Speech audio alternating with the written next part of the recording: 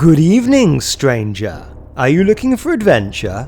Good. This is the right place. So let's sign off 2022 with another competitive Warhammer Fantasy Battle report. 2500 points, Warriors of Chaos versus Demons of Khorne. Now my opponent for today's game is Simon, aka D6 Wounds. Now, Simon has his own YouTube channel, and if you like the style of battle reports that I do, he does them in pretty much exactly the same way. He copied Once Bitten 360, and I copied him. Anyway, I've linked to him in the description. Right, so turning first to my Warriors of Chaos, it's an absolute special character sandwich. My general for today is Skylar the Spawn, or as I like to call her, Ariadne the Spider. Skylar is a sort of toughness 5, strength 5, 4 wounds, unbreakable piece with not very much in the way of magic defense, but does have leadership 10. Then we've got Gorach, the Dragon of Cheese. For a change, not the general today, but Gorach being my level 4 wizard running Tzeentch.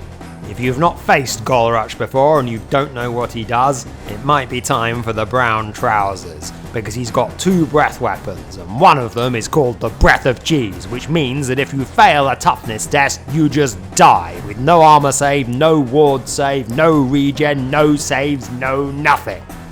Then we've got Festus, the nasty plague doctor, who's going to be going in a unit of Chaos Warriors and giving me some level 2 magical backup on the lore of Nurgle. Festus also gives the unit he's in regen 5+ and poisoned attacks. And then finally, and perhaps most exotically, we've got Kazak the Befouled. He's sitting there on a horse at the front. Now Kazak was a special character from the Turkmenham, I think that's how it's pronounced, book, which mainly had Chaos Dwarves in it and other things. But anyway, he's a sort of Nurgle hero level character. He's got pretty standard hero stats. He's got poisoned attacks, and he's got a special rule where you're -1 to wound him. However, the real reason for having Kazak is because he allows you to upgrade your Chaos Knights to Rot Knights, which are sort of a bit like the equivalent of Nurgle Juggernauts, and we'll come on to them in a minute. So for my core, I've got 5 Chaos Hounds, 22 Chaos Warriors with the Mark of Nurgle and full command, 5 Marauder Horsemen, just with the Mark of Slaanesh, and last but not least, the obligatory Chaos Chariot with no Mark of Chaos.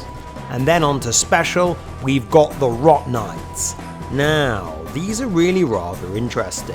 So what this upgrade does at an extra 15 points per model is it enables you to upgrade your Nurgle Chaos Knights to Rot Knights. They've got 2 wounds each, they drop a point from their armor save, and they Rot Beast has got 2 attacks and strength 4. They look pretty good on paper, I've got to say, especially because they count as monstrous beasts and so also get stomps. Anyway, I've never tried them before, so we'll see how they go.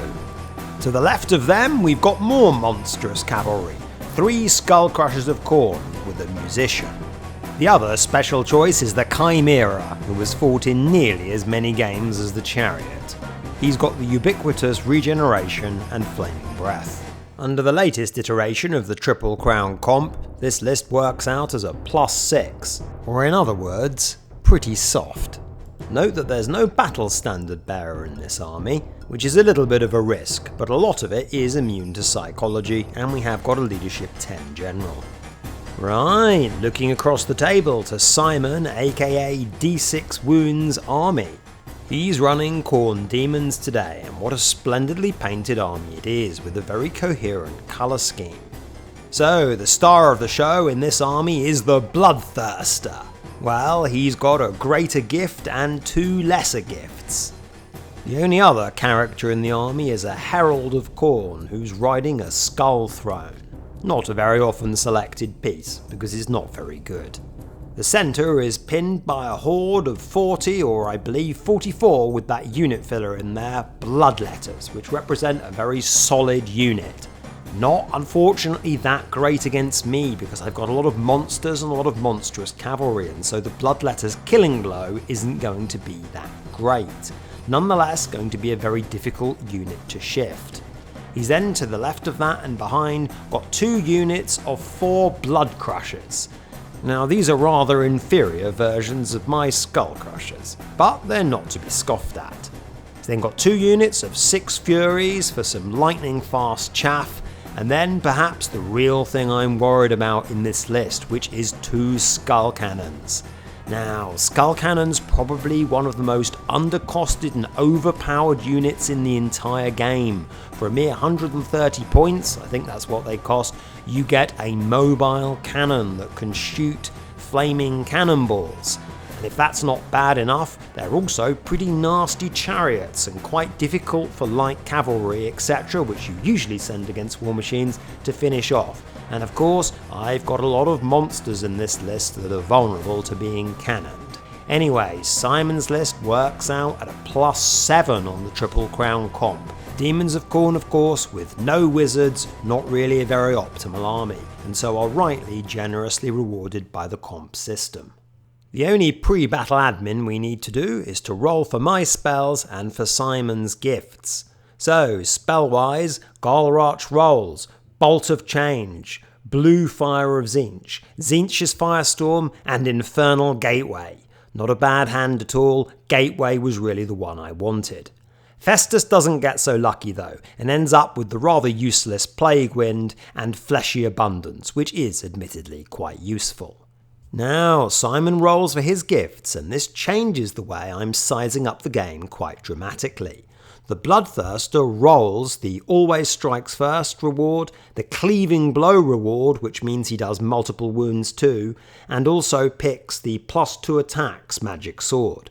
Now the reason why this is so important is because the Bloodthirster was obviously very vulnerable to one particular thing, which is, you guessed it, the Breath of Cheese.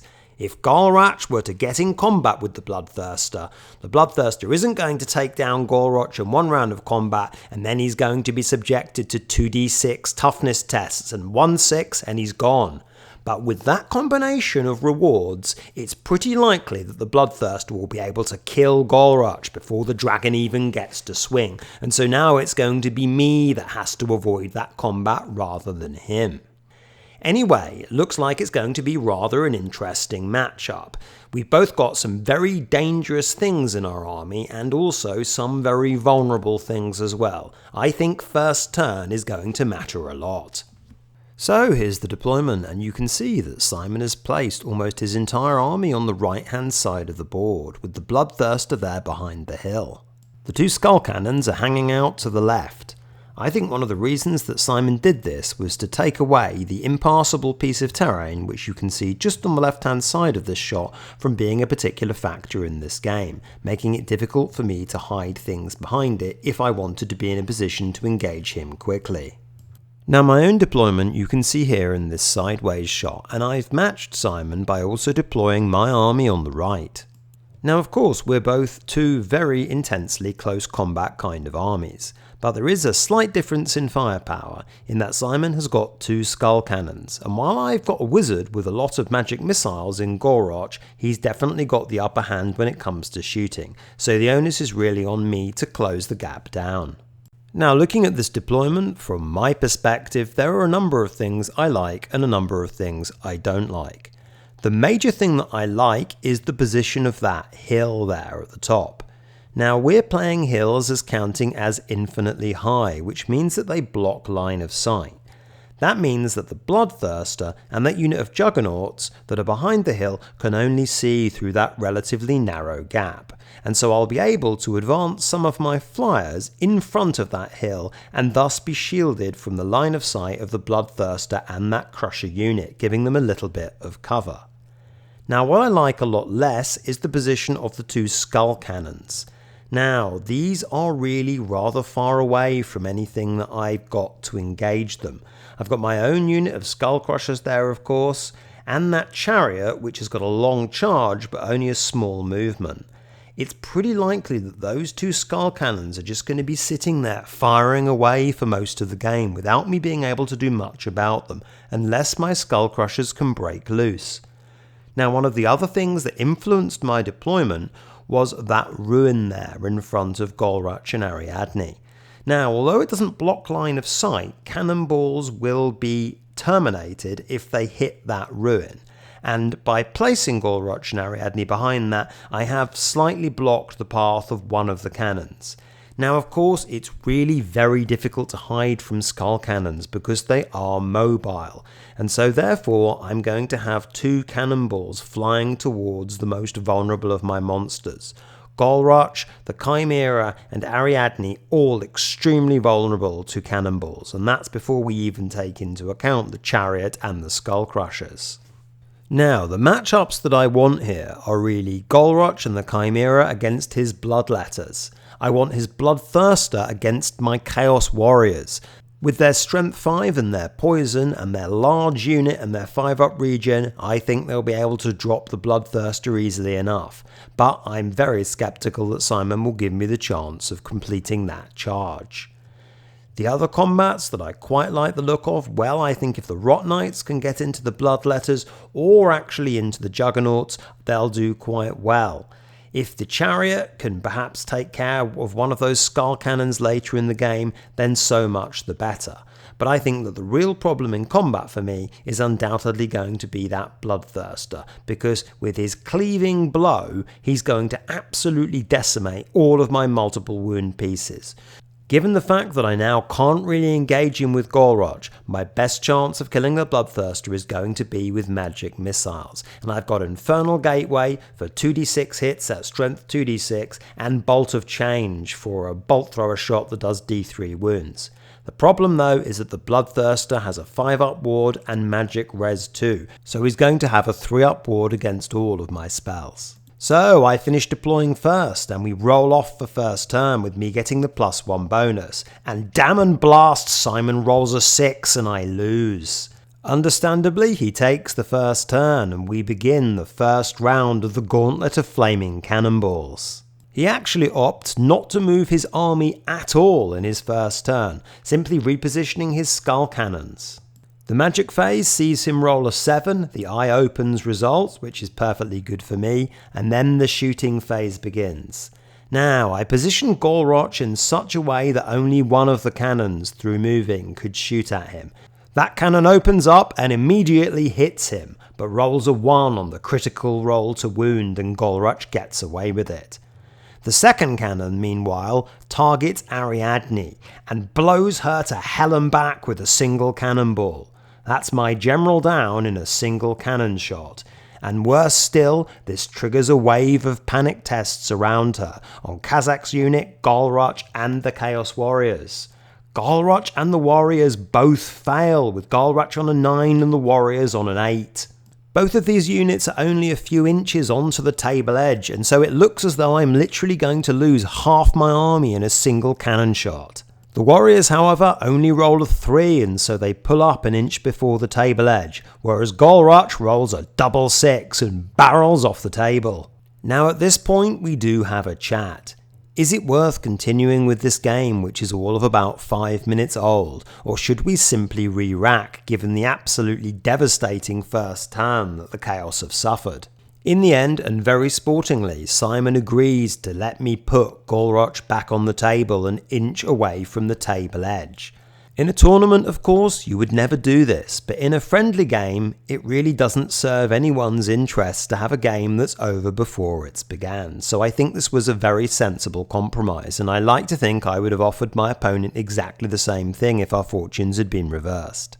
As it stands, even with this divine intervention, it's still a devastating turn 1 for the Daemons. The general of the Chaos army is gone, and the Chaos Warriors are probably going to be out of the game unless they're able to turn round and get back into the mix quickly. And even if I do rally Golroch, he won't be able to be in range of any of his spells in my turn 1. So, Chaos turn 1 begins, and Golroch and the Chaos Warriors both rally on 9s.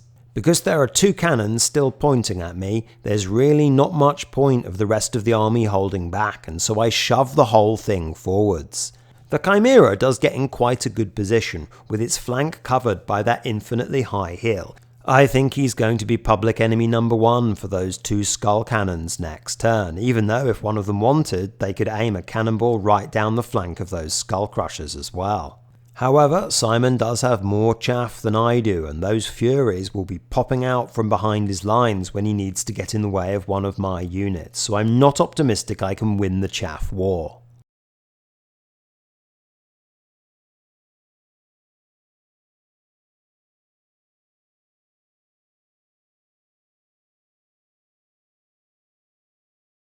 Understandably, with both wizards there on the back of the board, none of my spells are in range, so Chaos turn 1 ends rather abruptly. Now on to Demons turn 2, and Simon decides he's had enough of that hill blocking his line of sight. He therefore flies the Bloodthirster back behind his lines so it can survey the whole of the battlefield, and it's now in a really threatening position. The Blood Crushers, on the meantime, also move out so they're on the top of the hill and can have the biggest potential threat range. I think this is a much stronger position now the Demons have put themselves in. I think that hill gave me a little bit of a chance to push some stuff up, although I wasn't really able to take full advantage of it because of course most of my army was fleeing. As predicted, one of the units of Furies bursts out from the back of the board and places itself in front of my Skull Crushers. Now, my Skull Crusher's Frenzy is really going to be a bit of a hindrance here, because if I charge off those Furies, I'm going to career forward like an absolute lemon and potentially be open to a countercharge myself. What I think might be rather a good idea is that if in my next turn those Chaos Hounds try and charge the flank of the Furies, and maybe using my Musician I can slightly reposition the Blood Crushers. One thing that slightly surprises me about Simon's move is he doesn't charge off the Marauder Horsemen. Instead, he is content to allow them to continue to stand in front of his lines. Now of course, having my chaff there does stop me charging him, but I think perhaps using the Skull Throne to eliminate them would have perhaps been a better idea and allowed his Blood Crushers and his Bloodletters to threaten more of the table. But we'll see what happens. Now onto Simon's magic phase, and this time it's time for Slaanesh to make his appearance felt. So, of all of the Reign of the Chaos effects of the general gods, the Slaanesh one is the one I find the most frightening, because if you are subjected to Slaanesh's blissful tortures, you have to take a leadership test on 3d6, and for every point you fail that by, you lose a wound with no armor save. For elite armies like Chaos and to some extent Bretonnians who also have a lot of armour, this effect is really devastating. It does however mean that all of Simon's army, being Demons of Khorne, will also have to take the test because of course Slaanesh doesn't like Khorne. Now, unfortunately none of Simon's army fails the test, and 2 of my pieces do, and they're the 2 pieces that can perhaps least afford to, which are the Chaos Hounds and the Chimera. Reason being because they've only got leadership 5, and of course I've got no general anymore. The Chimera gets rather lucky and only takes 2 wounds and manages to regenerate both of them. The Chaos Hounds, on the other hand, are completely eliminated by Slaanesh's blissful laughter. No flank charge on the Furies for me there. Onto the shooting phase, and it's time for the Skull Cannons to fire again, and this time they target the Chimera. One of them hits and wounds the beast, and it loses 3 wounds to a flaming cannonball. That's pretty nasty, but at the end of the day, I think I probably would have taken that. I didn't really think that the Chimera would survive. At this point in the game, thing I am able to do is ride those great sportsmanship, allowing me to place Gorge up in front of the Khorne army. The Demons seem so far ahead that Simon's probably feeling a little and his Bloodletters from advancing. So the rapidly moving game advances to Chaos turn 2. Now my Chimera is really the piece that's in the best place. The problem he has though is because he's lost 3 wounds, he daren't really go into any of these combats. Even if he were to charge the Blood Crushers in the side, for example, there's a good chance he'll be destroyed by one of the Juggernauts, and he certainly can't go into the Bloodletters. Therefore, that Chimera is going to have to be a bit more conservative, and I think the best plan for him is to fly him onto the flank of the Bloodletters and let them have it with his breath weapon. Now, the loss of the Chaos Hounds there on the left-hand side has meant that I'm really going to have to destroy those Furies with the Blood Crushers. There's not really much of an alternative. I probably could just about clip them with the chariot if I wanted to, but then I'd effectively completely block my own crushers and they wouldn't be able to do anything.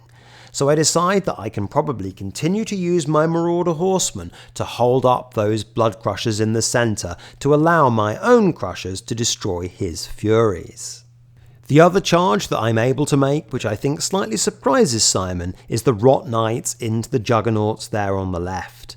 Now, the Rot Knights are able to wheel in such a way that they are able to slide past the Chimera and contact the Blood Crushers with one model. It's not absolutely hairline, there's probably about a centimetre or a centimetre and a half sticking out. Now against a new player, I might not decide to do this charge, but Simon's pretty experienced and is a very good player himself, and I'm also feeling very behind in the game. So I go in there and make the charge, even though I'm only clipping the Juggernauts with a single Rot Knight.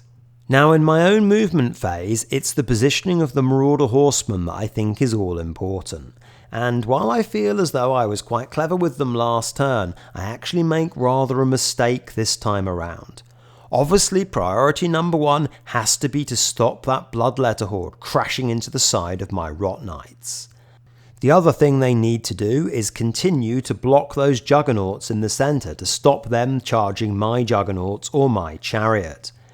Now, I get so preoccupied with positioning these troops and thinking about the implications if the Bloodthirster charges the flank of my Rot Knights, which he is able to do, that I actually end up just positioning the Marauder Horsemen in a really stupid way. Sure, I block the Bloodletters, but I just leave the Blood Crushers in the centre wide open to do a charge.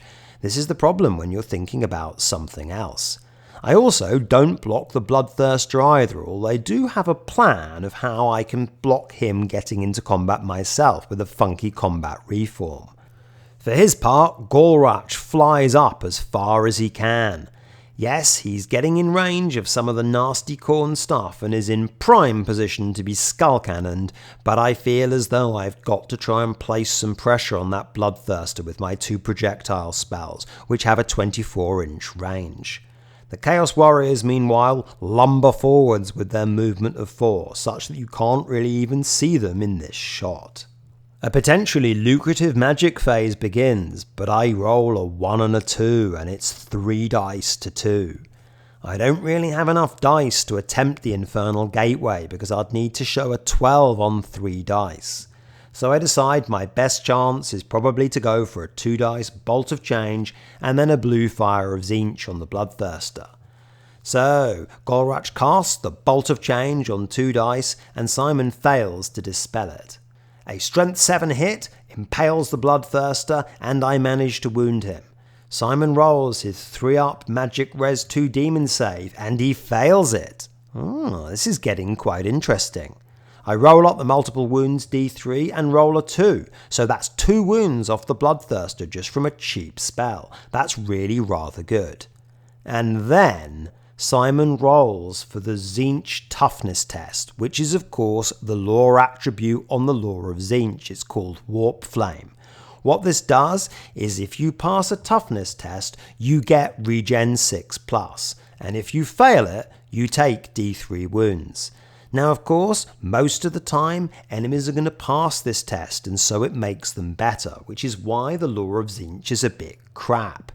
Anyway, the Bloodthirster takes his toughness test, and you guessed it, he rolls a 6 and fails. And then to add further insult, he fails the 3-up ward save. A great multicoloured bolt is launched out of the maze of mirrors in the realm of chaos, cascading through the Eye of Terror right into the universe of planet Earth, winging its way down into the Shepherd's Bush megastore and impaling Khorne's vilest Bloodthirster in a massive torrent of multicoloured inferno. That was my way of saying that I rolled a 3 on the multiple wound d3, and that Bloodthirster was just one-shotted by an 8+ magic missile projectile spell. That's pretty ridiculous. What did I hear there at the back? Should I have let Simon ignore that roll after he so sportingly let me keep Gorach on the board? What do you think this game is? Snakes and ladders? Listen with mother? No, this is a red-blooded, high-tar, full-on nicotine game of death. and neither of us would have it any other way. Yes, right, well, on to the combat phase. Well, the Rot Knights do quite well against the Juggernauts, with Kayak impaling one of them personally with his lance, the remaining Juggers losing combat by a couple and losing 2 of their number. My Skullcrushers wipe the Furies predictably, but overrun in a stupid way with their flank facing Simon's Juggernauts, where they're going to get countercharged in the next turn. I neglected to say that the Chimera, in the shooting phase, toasted 6 bloodletters with his breath weapon. Anyway, a devastating turn for the Warriors comes to an end, and my opponent's got it all to do as we move into Daemons turn 3. So, Simon has 2 charges. The first is his Blood Crushers into the side of my Skull Crushers. He then decides that chaff's really got to go, so he charges the Blood Throne into the conga line of Marauder Horsemen, which is blocking his blood letters, just clipping the side of the rear horseman. In the magic phase, Khorne grants the demon a boon and gives the army +1 ward save.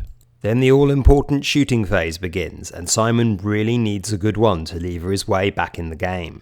Unfortunately, again, one of the skull cannons misfires and can't shoot. In the other, while it does hit and wound Galrach, only does a single wound, so once again the Chaos Dragon escapes. Into the combat phase, and the Blood Throne predictably runs over the Marauder Horseman and careers forwards. This is quite a good move from Simon, because the Blood Throne is overrun far enough to give his Blood Crushers hatred when they come to fight my Skull Crushers. Abetted by this malicious assistance, the Blood Crushers destroy 2 of the Skull Crushers and suffer a single wound in return. The remaining rider is broken, and then Simon is faced with a dilemma. Does he try and pursue the remaining Skull Crusher to kill him and net all those points, or instead does he restrain and turn round to face the chariot? If he pursues, catching the target or not, he's going to be flanked by the chariot in the next turn. In the end, he opts to restrain, but fails his overrun check, and careers after the Skull Crusher, failing to catch it. I think this is quite unlucky for Simon, because that single remaining Skull Crusher, because he's only a third of a unit of 3, will be able to rally next turn with +1 for being a musician, and Simon's going to take the chariot charge to boot. The remaining fight, the Rot Knights versus the Blood Crushers on the right, is of course heavily stacked in my favour. But fate does throw a little bit of a wildcard into proceedings. The Blood Crusher champion this time accepts Kaizak's challenge and hits and wounds, despite needing 6s, with both his attacks. Kaizak then promptly fails both his armor saves and both his regen saves and is destroyed by a lowly Blood Crusher champion who also nets a 25 victory point bonus for winning an underdog challenge. Despite this impressive feat of arms from the unit's champion, the remaining Rot Knights don't mess up and do enough damage to destroy and pop the remaining Blood Crushers, where they then reform to face the Bloodletter Horde in the centre. We then move on to Chaos turn 3, and it's time for some decisive charges. I decide that now is as good a charge as any to charge the Bloodletters with what I've got. The Rot Knights, being my principal linchpin, thunder into the large horde of Khorne demons, and they are assisted by both Galrach and the Chimera. The Chimera is a little bit risky to put into this combat because it only has a single wound left. However, I have it so that the Chimera is sitting there on a flank and only a small number of Bloodletter attacks are able to be directed into him. Meanwhile, my chariot takes the open invitation that the side of the Blood Crushers has left it and thunders into them. My remaining Skull Crusher plays himself a little concert and rallies round to face the action. He's going to be quite useful now because he's probably going to be able to threaten those 2 skull cannons, and so Simon might have to commit some resources to destroying a unit that probably should be dead anyway. The magic phase is a bit of a wash because Galrach generally can't do that much magic-wise when he's in close combat. Festus is just about in range to throw out a fleshy abundance to try and catch both Galrach and the Chimera. Unfortunately though, he fails to cast it. Onto the combat phase, and it's a bit of a massacre against the Bloodletters. Even with their +1 ward save, the chomping, biting maw of Galrach the Chimera and the stamping, pestilence, befouledness of the Rot Knights destroy 16 Bloodletters, and they do minimal damage in reply and fail to finish off the Chimera. For its part, the chariot rather messes things up and does only a single wound on the blood crushers, which is nowhere near enough to weaken them, and they turn round to face it. Now on to Daemons turn 4, and Simon doesn't have as many targets as he has in the previous turns for his skull cannon. Reason being because Golrach and the Chimera, which are the two things he'd most like to shoot, are locked in combat with those bloodletters.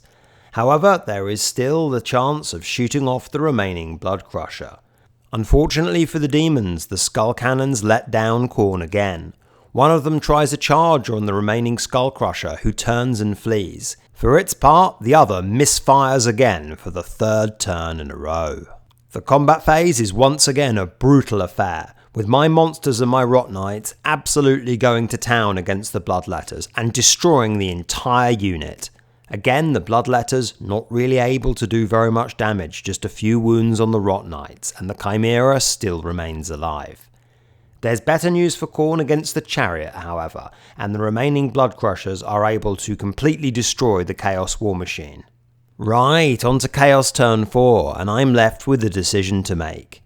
Now, I'm a long way ahead in this game, and in a competitive environment, I don't think I would push forwards with my Chimera, Golrach and the Rot Knights. What I would do is move them all behind the hill to stop them being shot by the skull cannon. Then the game would really be just Simon shooting off my remaining Juggernaut, and I'd probably win a handsome victory. But you didn't come here to witness professional managerialism, you came here to witness glory and chaos. So, no hiding behind the hill for me, we're gonna go get those skull cannons. Now, in order to give my Rot Knights cover from those remaining blood crushers that have finished off my chariot, I actually use my one wound Chimera as a piece of chaff, and place that in front of Simon's blood crushers, which allows my own Rot Knights to move their full movement allowance forward to get them in a position where they're able to charge in the subsequent 2 turns. Meanwhile, the one remaining Juggernaut once again pipes himself a tune and rallies round to face the Blood Throne. In the magic phase, I once again roll very low. I don't think I've rolled more than a 5 so far in this game, and Golrach, while he does manage to get off an Infernal Gateway on one of the skull cannons, only does 2 wounds on it. In Daemons turn 5, the Crushers charge the Chimera in front of it, and the remaining Fury unit places itself in front of the Rot Knights. Meanwhile, the Skull Throne decides to park itself in front of the rallied Crusher, daring the remaining rider to charge it off. The shooting phase, which is really what it's all about now for the Daemons, does see the skull cannons once again land a cannonball on Golrach, and this time the mighty Chaos Dragon takes 3 wounds, leaving him with just 2 left. However, he's still alive. Chaos turn 5 then, with the turns really speeding through now at this stage of the game. I opt not to charge Golrach into one of the skull cannons, and instead skirt behind them with the intent of rolling up another Infernal Gateway to blow the wounded cannon off. The Rot Knights meanwhile charge the Fury, and the remaining Crusher dances out of the arc of sight of the Blood Throne to threaten some of the cannons on top of it. In the magic phase, I just about managed to pop off the wounded skull cannon with another Infernal Gateway. In Daemons turn 6, those remaining blood crushers that have just slain the Chimera charge the Rot Knights, and I'm quite interested to see how this combat will go. The Daemons roll once again, the eye opens on the winds of magic. Then it's down to the one remaining cannon to see if he can salvage some glory for the Daemons. These 2 skull cannons opened the game, hitting and wounding more or less everything, but they've got progressively worse the deeper into the day we've gone, with Simon rolling a lot of misfires. The cannon hits Golrach squarely in the head, and rolling cornate fires obscure the great Drake from view. As the fires clear, the dragon emerges, standing there completely unscathed, wearing a vicious, mocking grin. He chastises Simon and his Cornate army in as many languages as there were D1000 results on the random chaos mutation tables in the original Slaves to the Darkness. Suffice to say, he's not dead and isn't going anywhere. Chaos turn 6 is a bit of an anemic after-party. The Chaos Warriors finally attempt the first thing they've done in the game, which is a long bomb charge on the Blood Throne, and they don't get it. Then Golruch fails to blow up the remaining Skull Cannon in the magic phase, and the fight between the Rot Knights and the Crushers is once again a wash, with neither side giving any quarter. Right, the battle's over and we retire to the rather seedy pub at the top of the W12 shopping centre to discuss what happened in this game. In the end, counting up the points, it emerged a 15-5 victory to the Warriors of Chaos, and we both agreed that there are really three main reasons why this happened. The first was obviously the massive piece of sportsmanship that Simon gave me at the beginning, allowing me to keep Golruch on the board when he had actually fled the field. Had we continued to play on the game from that juncture, I'm not sure the Chaos Warriors would have got anywhere at all. The Bloodthirster would have still been alive because Golruch wouldn't have been there to eliminate it, and I think it might have been a bit of a procession, with perhaps the Chaos Warriors being the only unit that might have upset the apple cart a little bit. The second, self-evidently, was Golruch one-shotting the Bloodthirster with a bolt of Tzeentch.